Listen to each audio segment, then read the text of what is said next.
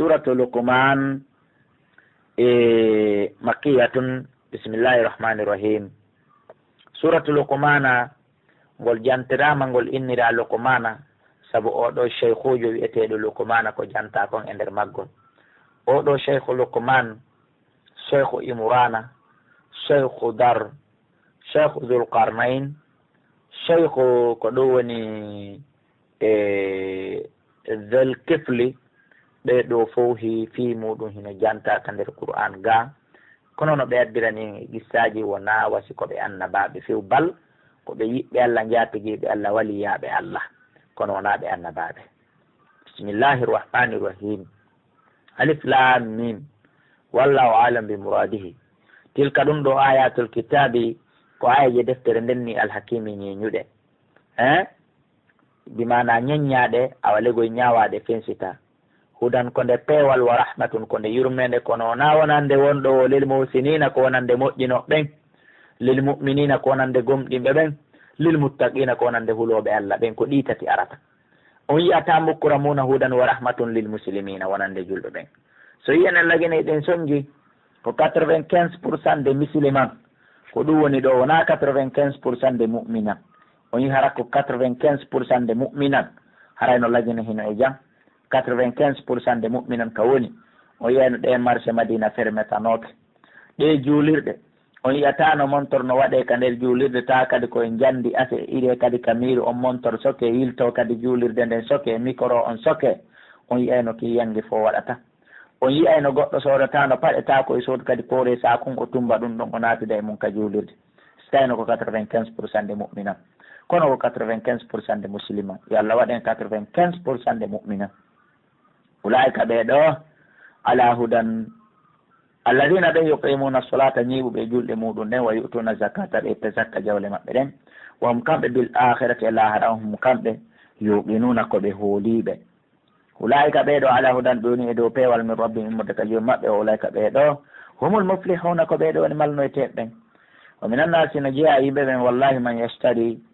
on mono sooda lahawal hadis bimana ko ɓuri welde e yewtereji lahawal hadis ko ɓuri welde e yewtereji bimana ko fanda ɗon ko ɓuri welde e yewtereji bimana ko wiyete ko musique ay abatul hadiseji bonɗe yewtereji bonɗi wa kutubul asatiri e defte tindi e taali tun no yimɓe ɓen waɗowo ɗum. to pas soda ɗo kasetiji farba ɗum no naati ɗo, soda kasetiji musique ɗum hino naati ɗo. no jeeya yimɓe tawɓe kamɓe sigi ɓe mbuɗi ko sifa ɗum ɗon koɓe sodata e dolla fiyere majjimɓe ɓen an sabilillahi ɓantu ko law dina Allah kan bi gayri ilmin ko alda e gandal wa yattahidu ha ɓe jogito dina kan husuwan jalnori. ulaika ɓeɗo lahum noodani ɓe adabu lette muhin hoynayɗe ɓe. o idha tutla si janngama alayhi e dow makko kanko siforɗo ni on ayatina ayeji amen ɗen walla ya im hoccita mustakbiran himo mawni tino e jaɓugol googa kan ka allam yasmaha o riya sikka e ona naali ayeji Allah ɗen hino jangge. ka anna fi udunayhi wa qura a sikkay ko pahu waɗa e nder noppi makko ɗin. a sikkay ko sila tayina toon ha o woni faaɗuɗo tawa o nanata tawale wona o faaɗuɗo hay soniɗama o nanay. gasi siforɗo ni wo ya Muhammad fa bashirhu humputumo mbi adabin hino wodanimo lette alimin musuɗe molanaɗe jari. inna alladina anduno ɓen amanu gomɗinɓe o amilu salihati ɓe golli golleli moƴƴi lahum nodani ɓe jannatu naim aljannaji nema si ɓe naati toon khalidina fiha ko ɓe luttoɓe e nder majji. ɗum ɗo no wona Abdoullahi kala fodi waadallahi ko fodore Allah ni musidɓe julɓe ko fodi gomɗinɓe ɓen haqqan ko nde gonga wa huwa al azizu ko kanko ni tedduɗo alhakim ñeñuɗo e ñawre makko nden. khalaqa samawati o tagi kam muliɗin bi gayri amadin ko aldayi to gaale tarawna ha ɗe suti ɗon. hay si tawi woni kammuli ɗin hino mari tigaale kono wanaɗe suti ɗen. o waɗani kammulu ngun o kammuli ɗin o yowiɗi ko alda e tugaale ɗe suti ɗon. wa alga o feri fil ardi ka leydi kadi rawasiya pelle jane fiyo teddin leydi ndin tabintina ndi o andi leydi ndin koye hoore ndiyam woni fiwata ndi humbundi dimbo ndi yeƴo ɗon andi son ƴetti ɗo poore hum wiidi hum on ukki kum e nder basen ndiyam ma e nder sumbuwal ndiyam ɗon felliti poore hum kon deƴƴinotako haray kum yeƴoyi kum lonco lancanno. son ƴetti tuntere molanande on ukki e nder makkum ma on ñeɗi kun ndiyam kam kun tigi ha kun heewi on joɗɗintini kun nder ton o yeehi kun deeƴa hayso ko jinday e nder basen on kono kara koyo ko yaw fee kono ko waɗata liiƴo ƴawra jippara. donc a ko ni leydi ndi woniri e hoore ndiyam ɗam. Allah subahana taala ƴetti ɗe pelle kala ko Allah waɗi kon ko fi intérêt ibnu adama, hunde wona intérêt makko wona intérêt malaika makko ɓen. o deppi e hoore ndi leydi fi yo tiddu tawa lonco lancanno ta ko si wonano ɗum a tawna no koyngal ma wiya ya teppu ta leydi ndi woñori ɗon tawa luggi tawi ɓuuri ka miijino ɗa ɗon ma towi tawi ɓuuri ka miijino ɗa ɗon. donc kanko Allah subahana taala woni ko warri ni yettenmo an tamida bikum fiwata kayri leydi ndin ndi yiiludu e moɗon wa bassa o tagi o saaki fiha e nder mayri min kulli dabbatin immorde kala ko mari wonki ko min minoto. ko anzalna men jippini mina sama mi itti kasama ma an ndiyam fa ambatana men fuɗɗiri fiha e nder ɗan ndiyam fiha e nder leydi ndin fiha e nder leydi ndi min kulli zawjin immorde kala noniji puɗi karimin labaɗi tedduɗi. moodi awa ko raɓɓiri kon hada halqallah halqullahi ko ɗum ɗoni tagu Allah ngun ɗum ɗo fof ko Allah tagi joni noon faruni holle lamma da halaqa alladina ko ɗum ɗoni ko tagi ɗin min dunihi ɗi on ɗon rewde ko hetama holle en ko leggal hongal kanji kadi ɗi fuɗini ko ibnu adama hombo kanji kadi ɗi tagi ko cangol hongol kanji kadi ɗi ilini bali sukoni azalimuna toñoɓe fi dalalim ɗoni tun e nder majjire mo benini feñude. si ɗum feƴƴi Allah subahana taala daali wala gaɗa tayna lukumana gomɗimi okki oɗo cheikhujo wiyeteɗo lukumana alhikmata ko wiyete kon hikma. iɗon andi noon qur'an o wi en dow to ka suratu bagara faman utiya alhikma faqad utiya hayran kathiran kala okkaɗo hikma haray okkama moƴƴere hewnde yo Allah okkoro en hikma. Allah okkorimo ɗum o Allah subahana taala yamiri an skoni uskuru lillahi yetto Allah subhanahu wa ta'ala wa man yashkuru kala yettuɗo Allah tedduɗo towɗon jarnimo fa innama yashkuru ande baraji ko yetti Allah kolli nafsihi ko hoore makko woni ko dani ko wana noon wa man kafara kala yedduɗo fa inna allaha no Allah ganiyun ko galo yondiniɗo hamidun ko yettiniɗo kanko Allah subhanahu wa ta'ala. wa ida qala luqmanu ante tumande kanko cheikhu luqmanu wiyanno libnihi ɓiɗɗo makko no wiye salam ko ni ɓiɗɗo makko wiyete o watay kanko luqmana yaizuhu himo wajade ɓiɗɗo makko on e waɗugol e accugol boneji himo haɗamo e gaayi fi boneji himo haɗamo e gaayi ko wiyete kon shirku himo yamiramo ko wiyete kon moƴƴere gollugol ko moƴƴi o innimo yaabu nayya ko ayyo ɓiɗɗo an la tushirku billahi ko adi kon fof komi haɗayma komi rentinayma komi torkema ta shirkan Allah inna shirka ande no shirku la zulmun ko tooñ azimun mawnude en walanade. o andi annabi nuh alayhi salatu wassalam kankadi ka o fatoto noon o nodduno ɓiɓɓe makko ɓen o yamiri ɓe piiji ɗiɗi o haɗi ɓe piiji ɗiɗi en adday ɗiɗiji ɗi o haɗi ɓe ɗi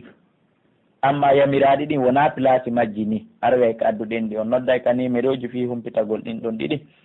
si on waɗi 67 60 53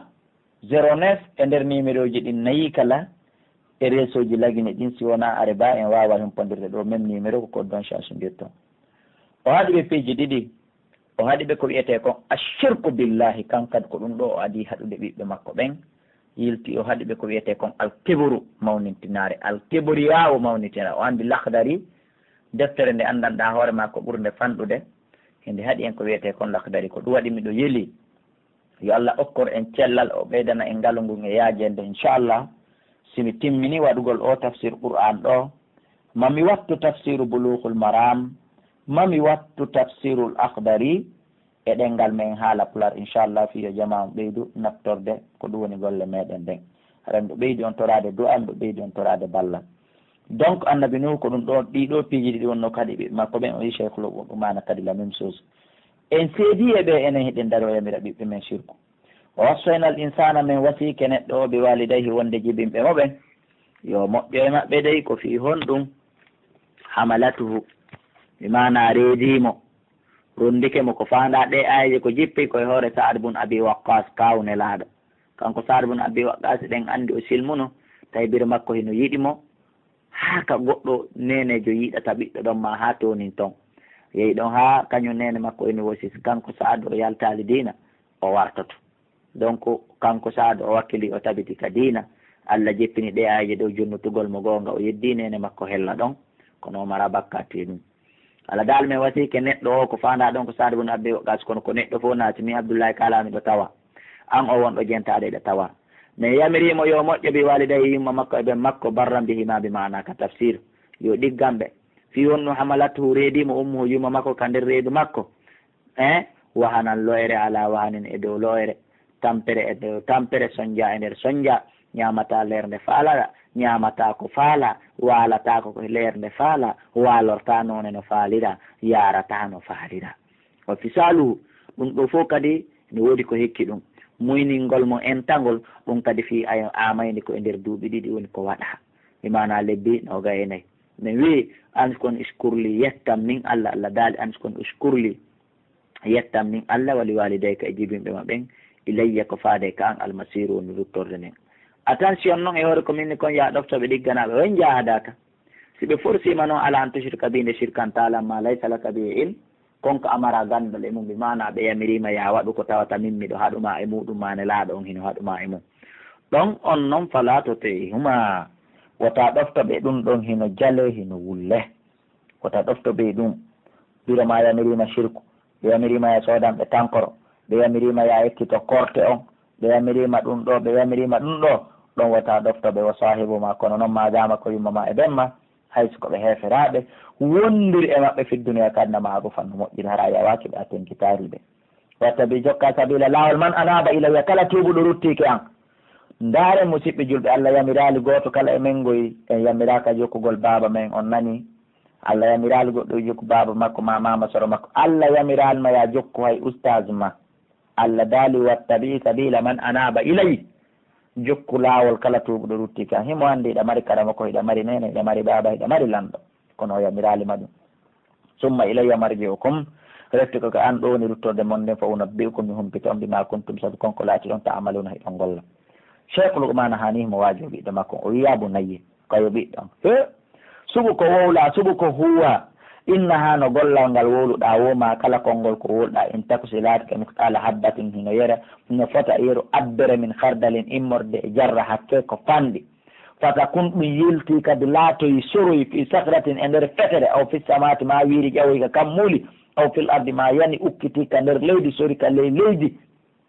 ko fanɗi wo ko fanɗi ko sokki wo ko sokki ñande dargal ko bonni wo ko moƴƴi wo ko feeñi wo ko suuɗi wo yatti kanko Allah yattidi Allahu Allah sokki to yayi ɗum ka sokki ton watta ɗum ka hoore sikeli si tawi koko boni wattira ka nano so tawi woni koko moƴƴi waɗira ka beɗo balance ñaamo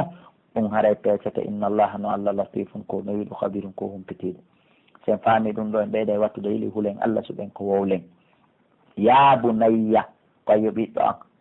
ko yoɓiɗɗo an salam aqimi solata ñiiɓu e julde ma nde wa'mur yamira bil ma'rufi ko moƴƴi wan ha haɗa anil munkari ko aña jaka mi wii on nde qur'an hino yamiri en koye won waɗoɓe bayana en janngeno ka baƙara to kuntum hayra ummatin ukhrijat linnasi on woni mofte ɓurɓe moƴƴude fi honɗum ta'muruna bil ma'rufi wa tanhawna anil munkari on anndi ko sabu ko watten kon bayana yamiren ko moƴƴi haɗen ko boni ɗo kadi o wi ɓiɗɗo makko on woni yamiri o ko moƴƴi wona haɗo ko boni wasbiri muñoɗa alama sabaka kala ko heɓay ma e fi lawol dina tan ko anndi ngolɗen sa wiya jogoto qur'an e sunna wallahi a heɓay ko wiyete kon ayɓe si tawi a heɓali ayɓe dina kan anndu a fewali anndu a fiirali anndu a forali anndu a towali anndu a jokkaki ko nelaɗo addi kon sa jokki ko nelaɗo addi kon ko ɓe a heɓay ko nelaɗo heɓi kon inna dalika andeno ɗum ɗo min azmil umur ko jaaɗum e piyakuji fellitaɗi waɗay jekke tum a wi an ko qur'an e sunna ko pellette a heɓay wiyoɓe a wonata ɗo a yaltay ɗo a julnata ɗo a wajotako ɗo min jaɓitay ɓeyguma min yaltinte ka suudu a heɓay ɗum ɗum ko piyakuji fellitanaɗi sikkitaka wala to saɓɓiro haddaka wota yiilu gaɓɓuɗe maɗa ɗe linnas wonande yimɓe ɓen ko fandata ɗurno yimɓe ɓen wota yawi to yimɓe ɓen mo yiiɗa wan a huccanaymo a minimisaymo ko ɗum ko fanda mo yiwɗa wo teddin fi makko jonnamo yeeso ma gon ko ɗum fewta e makko ta jonnumo gaɓɓuɗe maɗen waɗetake wala tam sota yaaru fil ardi ka leydi mara han bungugol bungetake ñaytetake inna allah ande nola la yuhibbo yiɗa kulla muhtalin kala hewɗo bungugol fahurin mantotoɗo si ɗum feƴƴi ka yo ɓiɗɗan waɗu sidi hakken ndin fi masika yaaduma ɗum ta yahu ko woni wo mo yeehi ka woni wo o addoray ko woni wo mo yeehi ka woni wo valeur makko yanayi mo yeehi ka woni wo o ñaamoyay ko woni wo mo yeehi ka woni wo o woloyay ko woni wo wakutude jolti min sawti ka hitoma ngon wongol aaden townowo hikka si wonaare koye bayana wonɗa ma darso ma julde ma hiɗa wolude dow ala kulli halin konngol ngol tata ene waɗɗi yo fof nanu haray townugol hito ngon ko ɗum ɗon haray hana hawra ko haɗa ɗum ka islam ko yawon joltinowo hito. inna ankara al aswati ande no townugol hitoji ɗin ɗi ande ko ɓuri a añede e nder hitoji ɗin fof la sawtul hamiri koko wiyete kon hito mbabba ko fi hon ɗum noon wona si aray ko mbabba mettata Allah ko ɓa kamba mba wolirtado e mba lukirtado kamba si yani koyo mba lukir dole ko ɗum waɗi si tawi ni ko hito mbabba on ɓurata e ɓura añede ka Allah subhanahu wa ta'ala. alam taraw e ɓe yaali ara cheikhul gumana o musidɓe julɓe ko adama Allah subhanahu wa ta'ala okki o hikma ɓe inni en e tafsiriji goo o ko ɓalejo ni hari ko jiyaɗo goɗɗo kono noon jiyaɗo ko ɗum woni pullo makko ñandego nelimo yo yaw o hirsa dammil o hirsi dammil o wi yo addu teral ɓurgal moƴƴude ngal e mum o taƴi ɗengal ngal o addi janngo kadi o wi yo hirsanmo dammil ko o ñaama o hirsi dammil o yo taƴuɗe e teral ɓurgal bonde ngal e mum o adda o yo taƴi kadi ɗengal ngal kadi o addi toujours o landimo ko fi hon ɗum ko moƴƴi o ko boni o ko ɗum ɗo taƴuɗa adduɗa e riwaya goo ko ɓernde nden o wi modi ko ɓay woni si ɗengal ngal ma si tawi ko riwaya ɓernde o jettuɗen si tawi woni ɗum ɗo feewi ɓanndu num fof feeway si ɗum ɗo boni ɓanndu num fof bonayi ɗum no jeeya e ko holla ko waɗi si rekkoni sa wayi modi ko jomiraɗo hikma o rinɗinimo ɗum no ari e tafsir. alam taraw e ɓe yiyali e on yiyali anna allaha no Allah sakhara lakum o ɗeltani o ma fi samati kala kon konka kammuli o ma fi adde kon konka leydi fof ko onon jeeyi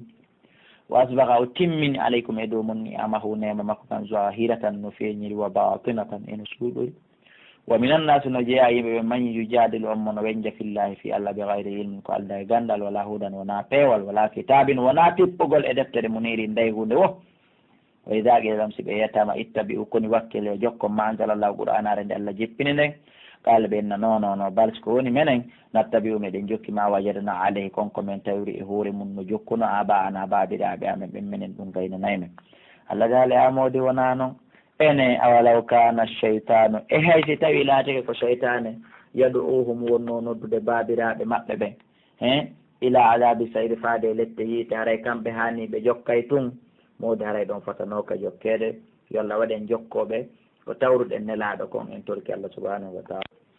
wa man yuslim kala jebbilɗo wajahu yeeso makko ngon o fewtinego ilallah faade ka Allah o hawriti tawi kanko musin ko moƴƴinɗo kadi golle moƴƴini anniye haray fagad istamsaka gobɓi oɗo jogitike bil urwatil wusqa ɓoggol tiiɗugol ngol ɓoggol wondugol e hoolare ngol wa ilallah ko faade ka Allah aqibatul umuri woni battane fiyakuji ɗin. aman kafara kala kadi yedduɗo fala yahzun kawta sunine kufuru keferankaku makko ngu ilayna ko faade kame marji on wonde ruttorde maɓɓe nden fanunabbi'uhum min humpitaɓe bima amilu saabu konko ɓe gollayno inna allaha no Allah alimun ko anduɗo ɓe dati suduri gunduji ɓerɗe no mattiw meɗen dakmitaɓe galilum seeɗa di mana ko aduna meɗen liiƴanaɓe min addana ɓe weeli foti seeɗa saabu adina ko neɓuɗa ko aduna haray ɗum ko seeɗa on ko konta tuma noon tarruhum refti min loñƴoyayɓe min takkoyaɓe ila agabini faade lette galisine tekkuɗe bi mana muusuɗi hulɓiniɗe wala in saaltan wallahi salan de keɓe man halaka as-samawati kombo tagi kammuli ɗin wal arda e leydi ndin la yaqulunna wallahi ɓe yettoma allahu ko Allah ɓol wiɓe awa alhamdulillah modi yettore nde yo woodan Allah kadi bal kono siko woni aktarum ko ɓuuri hewde maɓɓe la ya'lamuna ɓe anda lillahi ko Allah dani ma fi samawati kono gonga kammuli wal arda ka leydi inna allaha allahu wal ganiyu kanko woni galo alhamidu yettiniɗo o walaw annama fil ardi hara tawno dendanangal kon ka nder leydi min shajaratin immorde leɗɗe aqlamun ɗum setta no waɗa karambi wal baharu dendanangal bahar on kadi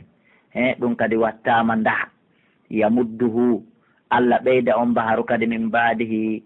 e ɓaawo o baharu woduɗo ɗo saabu ato abuhurin o watta kadi maaje jeeɗiɗi e hoore o ɗo wona jeetati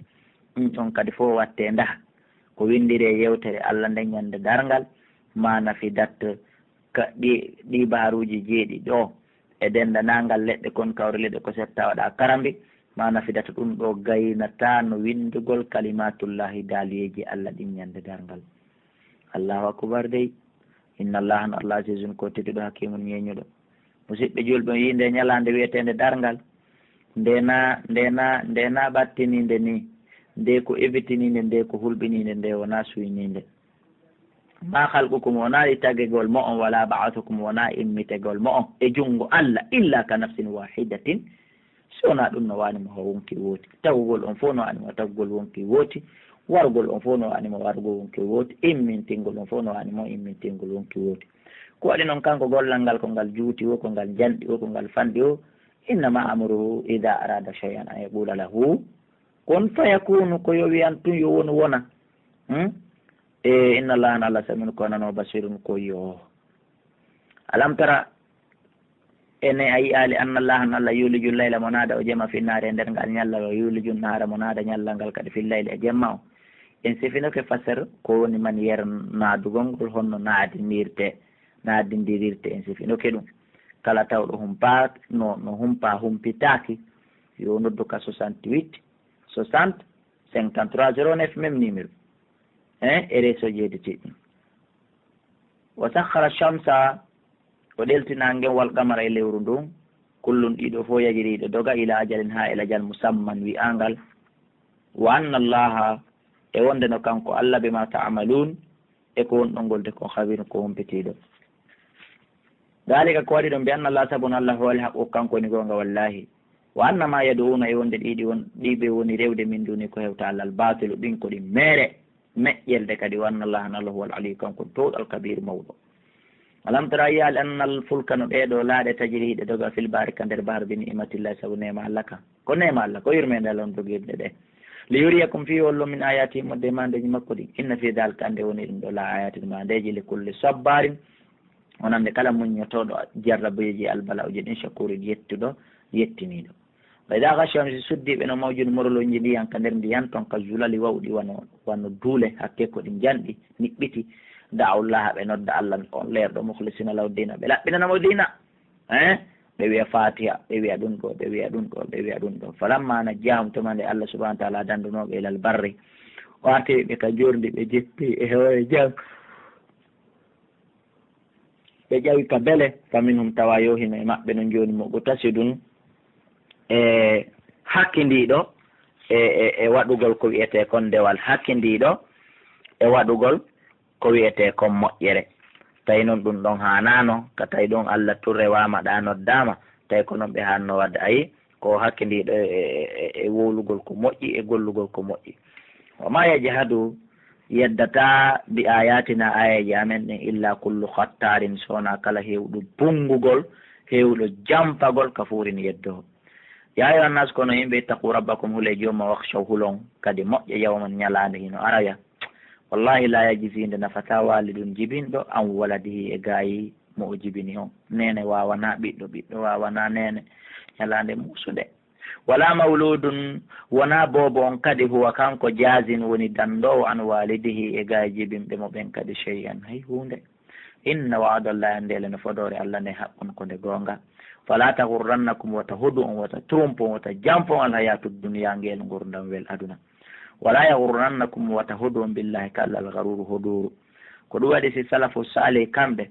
ɓe yetti bahar aduna o ɓe waɗi makko o baharu mo darata sa unike e makko a lutti ɓe yetti golle maɓɓe moƴƴe ɗen ɓe waɗi ɗum ɗon laana ko ɓe no lumbira e nder oɗo baharu ɓe yaha gaɗa to simana awa legoy ɓe woni golloɓe golle moƴƴe ɓe itti wonkiji maɓɓe ɗin ko welata ɓe kon firum ɗon lumbinɓe e aduna on hara ɓe unake e makko ɓe yaha aljanna inna allah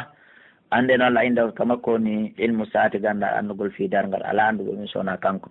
o nazilu gayta mo jippina toɓo ngon o yaalamo mo andi ma fil arhami kadi konkon kander rengaji kala ƴettuɗo reedu mo andi siko gorko on to masiko debbo masiko siwtaɓe masiko goto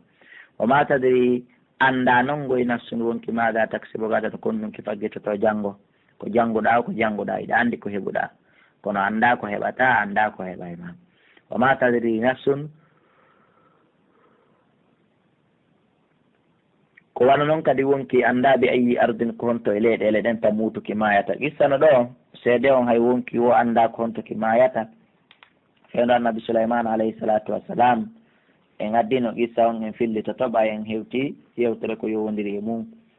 laatino ministre jo goo kanko annabi souleymane e gouvernement makko ni ɓeeɗa conseil de ministre yewtiren noon hay so tawina ɗum ɓe onno wadde kono yewtiren noon ɓeeɗa reni hakkudeji maɓɓe malakal mawtu naati nder toon wayli goɗɗo wayli gorko laɓaɗo ɓorni ha moƴƴi tawti ɓe nder reni yon tawi noon ko addimo tigui tigui ko ministre jo goo e nder ministre ɓe annabi Souleymana ɓen hewti ka o duwa mayde ɗon leero on hewti minute aji ɗi hewti ko seconde aji heddi kono noon joni wona e leydi kaɓe woni ɗon e duwa mayde ko leydi ɓurde woɗɗitade ka wirte toon hella Yaman ko toon o duwa mayde ko maɓinima ko honno o wawata hettirde o Yaman ka o duwa mayde toon o waramo hara leer feƴƴade tuma o ministre ji ɓanti o ndaara tawa oɗano no sutimo tawa oɗano sutimo no mapino parti no guite ɗen joni noon andal kombo ɗo gasugol ministre on directement levé de science o kañum ministre jo inni annabi Souleymane ha oɗo de mi andi talmo ono ndadela moƴƴa annabi Souleymane maaki ko wiyete malakal mawt o yahi ye awa yami hendu ndu yondu wifan heñeje ndu cippino yalan Yaman annabi Souleymane yamiri ɗum anda tawi ko ɗaɓɓira gaɗa hettori gani hendu ndun kutimo tawi kanko fanude makko ko fiyo woɗɗodiri e malakal mawto fiyo daɗu mayde hendu ndun ka kutimo ɗon jippinomo Yaman jippagol makko toon tawi malakal mawto no daari wenni moodi a toon gilan seeɗa ni leetan tawi mbiɗo jiiɓi honno ardata ɗum wandi si oɗo anduno ɗum wallahi nene yo hendu ndun accuma ɗon taw buusu ka ɓa ko satti o leer on feƴƴata ko satti o kadi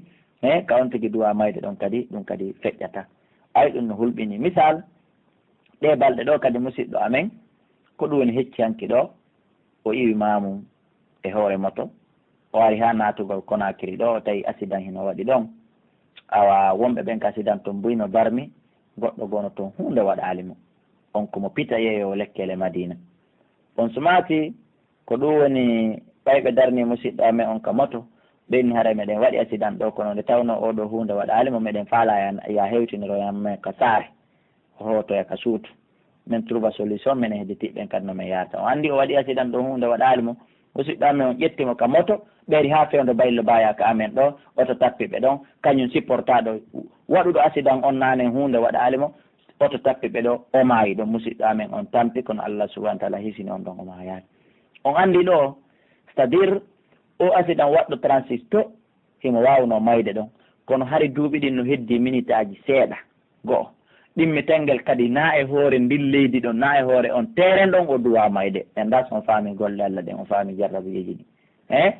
e kadi le o accident to waɗɗo